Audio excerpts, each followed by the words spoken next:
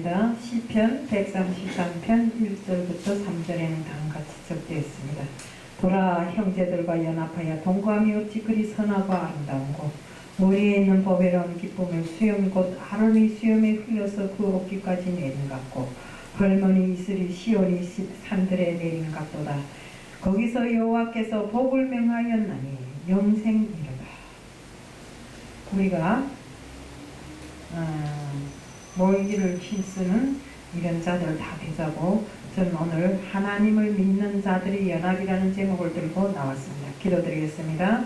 사랑의 하나님 아버지, 저희들 모이기에 힘쓰고 또 하나님을 믿는 자들이 서로 연합해서 선을 이룰 수 있는 자들이 다 될 수 있게끔 주님, 지금까지 한다고는 말을 했지만 실제로 저희들 정말 모이기에 힘쓰지를 못했습니다. 저희들 이 시간 이후로 정말 이 말씀을 듣고 철두철미하게 모이기에 힘쓰는 자들 다 돼서 정말 하나님의 일에 힘쓰고 애쓰는 자들 될 수 있게끔 해주실 줄 믿사오며 예수 그리스도 이름 받들어 감사하며 기도드리옵나이다. 아멘. 우리가 교회에서 연합해서 이렇게 오늘과 같이 예배를 드리는 것은 일반적인 이런 모임이 아닙니다. 그것은 하나님 일을 하는 사역자들이 다 이렇게 함께 모여서 정말 사역자들이 자기들이 하는 일에 대한 그 모든 것을 이 연합을 통해서 정말 더 크게 이루어 나갈 수 있는 것입니다. 정말 우리가 이 모이는 이 일은 그 어떤 정말 대단한 사람들이 몇 가지 아이디어를 가지고 모여서 정말 이런 모임을 하는 이런 모임에는 비길 수도 없는 이런 일입니다. 우리는 성령 안에서 연합해서 하나님이신 성령님의 임재를 그 안에서 알 수 있고 그 안에서 정말 감사하고 정말 그 안에서 이루어 나가는 것입니다. 우리 이 모임은 다른 사람들에게는 어떤지는 몰라도 저는 이것이 어떤 정치적 집회나 또 스포츠를 통한 모임이나 또 어떤 정치 포럼이나 이런 사교적인 모임보다도 가장 아름다운 연합이라고 이렇게 생각합니다. 왜요? 우리는 하나님이 성령 안에서 우리가 세상의 것을 추구하는 것이 아니라 하나님의 뜻을 추구해서 이 자리에 모여서 하나님의 뜻을 이루어나가는 사람들이 모임이 아닙니까? 오늘 본문 구절에서 하나님은 사람들이 연합하는 것이 축복에 대한 다윗의 이해와 표현은 이렇게 되어 있습니다. 다윗은 하나님께서 복을 명령하셨으니 곧 영생이로다 이렇게 표현했습니다. 그럼 이런 말을 듣고 지금까지 교회 예배에 참여하지 않는 이런 사람들을 놓고 보면 정말 그런 사람들은 그리스도 안에서 뭔가 우리가 연합할 때 풀어지는 모든 능력을 실제적으로 체험하지 못한 사람들이 정말 이 연합하기를 싫어하고 모이기를 싫어하는 것입니다. 또 예배 올 때마다 우리는 축복의 자리에 있는 것입니다. 우리가 예배 자리만큼 가장 큰 축복이 없습니다. 그런데 우리가 일상적으로 그 빽빽한 스케줄을 소화하느라 때로는 예배를 떼먹을 때가 있는데 우리가 예배를 떼먹는 거는 그 어떤 스케줄을 소화하는 것보다 잘 안 된 일입니다. 왜 그런가? 우리가 예배를 통해서 하나님께 축복받습니다. 우리가 축복받는 게 어떤 데서 물론 말씀을 내가 보고 축복받을 수도 있고 내가 기도를 해서 축복받을 수도 있지만 그 어떤 큰 축복은 우리 예배를 통해서 정말 예배자의 축복으로서 하나님이 말씀을 대언해서 내리는 그 축복만큼 큰 축복이 없습니다. 제가 하나님을 처음 믿을 때 지금처럼 이렇게 밥을 하느라고 막 가서 하면서 축도에 안 참가한 겁니다. 그러니까 누군가가 그러더라고. 다른 건 다 내놓고라도 축도 자리만은 와 앉아있으라고 그러더라고요. 그래서 저는 그걸 지금까지 명심합니다. 목사가 된 지금 이 순간에도 정말 저는 축도는 빼놓지 않고 그 자리에서 축도를 받습니다. 우리가 예배 시간 10시간을 합쳐도 축도 한마디만도 못한 것입니다. 그래서 우리가 이 시간을 빼놓지 말고 꼭 축도의 자리에서 축도를 받아야 된다는 것입니다. 히브리서 12장 23절엔 다음같이 기록되어 있습니다.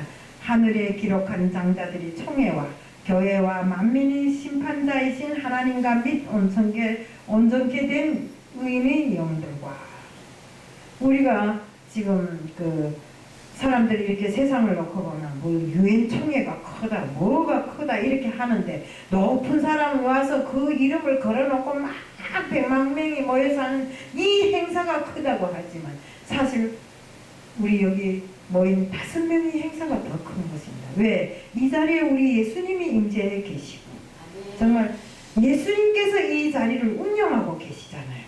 그러면 이 자리보다 더 큰 자리가 어디에 있단 말입니까? 그러니까 우리는 아무리 스케줄이 빡빡하고 아무리 바쁜 상황이라 할지라도 우리는 예배만큼은 빼먹지 말고 참가해야 된다. 만약시 내가 어쩔 수 없는 상황에서 예배를 빼먹게 된다면 내가 가 있는 어떤 장소에도 교회는 다 있습니다. 그렇기 때문에 그 가까운 교회라도 나가서 예배만은 참가하고 와야 된다 이겁니다.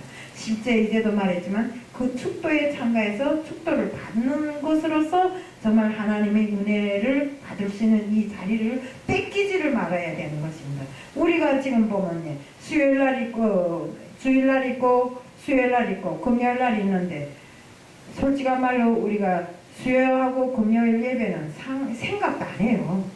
그거는 예배를 치지도 않고 그래서 주일날만 예배인 줄로만 생각하는 사람들이 일부적으로 믿는다는 사람들 속에서 있습니다. 그렇지만 우리는 수요일날도 그렇고 금요일날도 그렇고 이 모든 예배를 절대 빼놓으면 안 돼요. 우리가 예배만큼 중요한 게 어디 있어요? 아무리 큰 그 행사라 할지라도 이곳에 정말 임재하신 우리 주님이 주관하시는 이 행사보다 더 큰 행사는 없다는 것입니다. 우리가 예배를 통해서 우리는 교제하고 또 말씀을 배우고 내 자체에 있는 이런 더럽고 추악한 모든 것을 이 예배를 통해서 버리고 깨끗함을 받는 이런 일, 또 하나님의 일꾼으로 세움을 받는 일, 또 이런 모든 것을 통해서 내가 영화롭게 되는 이런 특별한 시간들이 바로 예배 시간인 것입니다. 그렇기 때문에 우리는 어떤 일이 있어도 모이기에 힘써야 됩니다. 우리 히브리서 10장 25절에는 다음같이 써져 있습니다.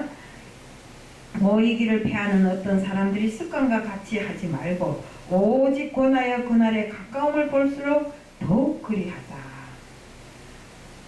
우리 예수님께서는 수가성에 가셨을 때 수가성 여인들에게 예배에 대한 말씀을 하셨습니다. 요한복음 4장 24절에 보면 하나님은 영이시니 예배를 하는 자가 영과 진리로 예배할지니라.